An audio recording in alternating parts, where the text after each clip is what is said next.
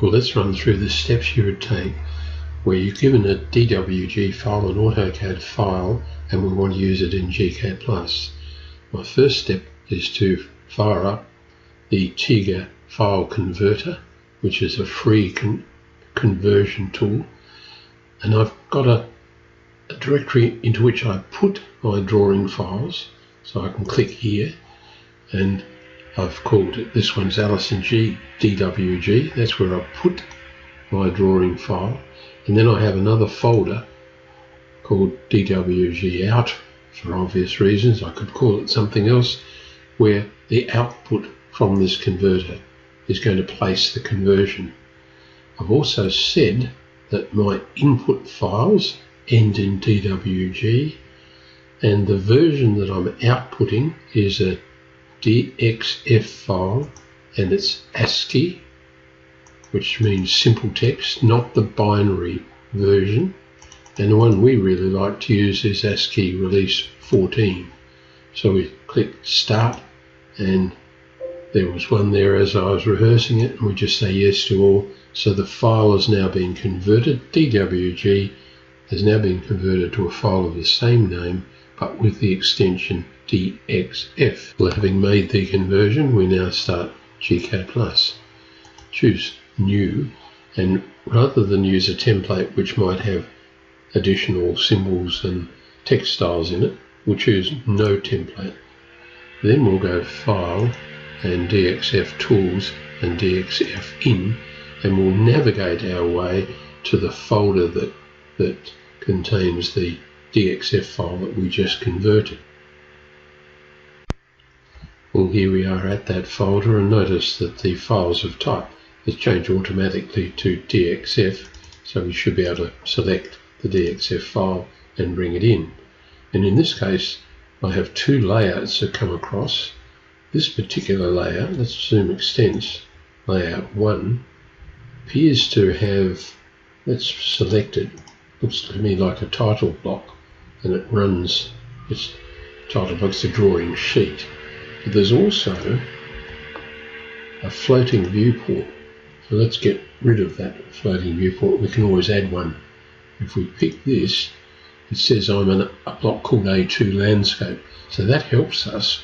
We can go in here and go to the Layouts Manager and change that from A4 to A2, and we'll leave it at Landscape, and we'll go OK.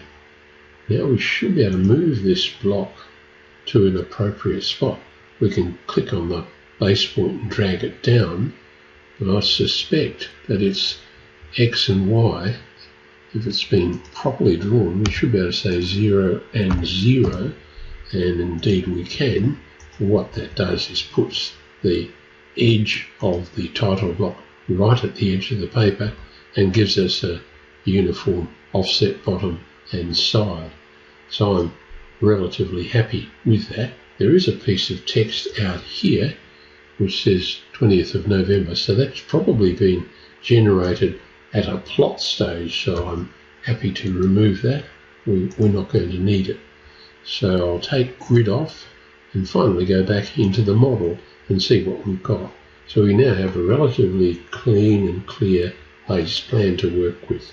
The logical next step would be to save that as a working file. At the moment it has no name and therefore no extension. So we want to save it at the moment. So File and Save. We need to give it a meaningful name and put it where we can find it. The next step is entirely optional. I'd be inclined to select the whole drawing and then right click and say create a block. I'll just call it temp. For a pick point, I'll zoom in on the bottom left and snap to the end of that line and zoom extents. So that gives us the whole, if you like, base plan as a block, and we can still draw using those snap points within it using gCADPlus version 10. The advantage of working this way is that if the architect changes his or her mind and changes the design, you just eliminate that block and bring a new one in, because you may well have spent some time working on this plan, developing your landscape ideas, and if there are minor changes, you want to bring those changes in. Clearly there won't be wholesale changes, so that can help, but it's not absolutely necessary. So let's now start adding some hatching to the drawing for some clarity. The design you see here calls for a rather extensive area of paving around the pool. That paving is extended along a path around here and tracks all the way down to a service area. I'd like to demonstrate how in a gCADPlus design you can do cross-hatch paving such as that. I'll select the design, go into Edit the block, and then select the paving. What's been done is that a polyline has defined the area, but hatching's been applied to the polyline. The pattern name is ANSI 137, lead and zinc, and it's not an obvious hatch pattern that you might want to use.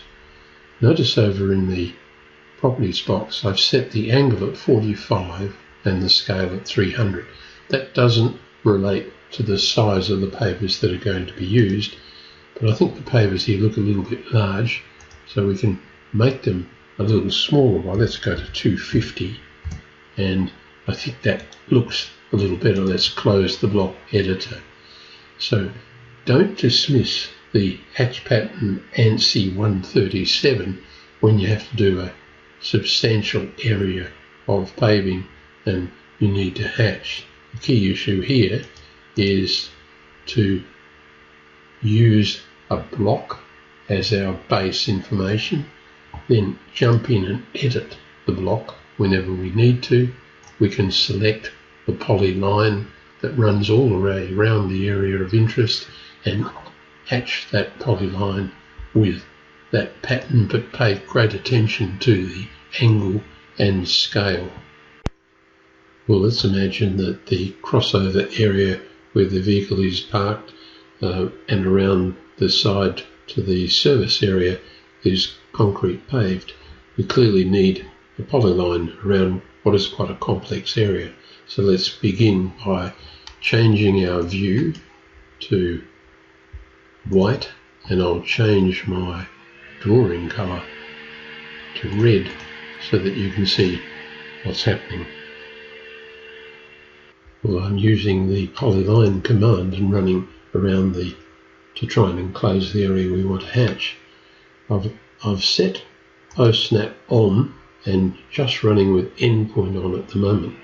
When I come to this curve here, it's quite tricky. I'm not sure what the underlying geometry is like, but I'm using a polyline, so I can go into the arc option and I should be able to find an endpoint, either that one or the other one, and I'll hunt for this one.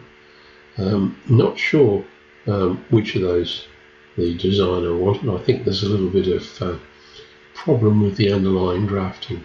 Now I go into line mode, I can come back here and then across, and then probably down here again I have a little bit of a problem, and we come through to this point here. I imagine this is going to be a garden down there to there, and then I'll right click and close. It's important to close the polyline if we're going to hatch it. Notice that when we use the arc option, it put a new red arc in. What I can now do is pick that handle and use the perpendicular to option and just move the arc in that way. Well, as I zoom in, I notice a mistake. If I pick the polyline there, I can click there and then move it to its correct position. Now the space is defined, complex space defined by a polyline.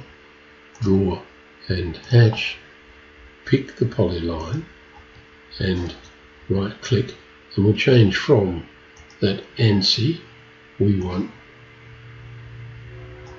they are concrete, and we'll try with the scale. These are random scale values. You just experiment with them, and we click, and you see that's way too high. We need to come back to something like 10 or even 3 and close the block editor. So now we have our approach to the garage correctly hatched. So I hope you can see you can work through a converted drawing such as this, add the little bits, and while you're doing this, of course, you are thinking of your landscape design. So I won't go on, but can you see that you can use a DWG file and build your new landscape design on it with a minimum of fuss, as long as you follow these rules.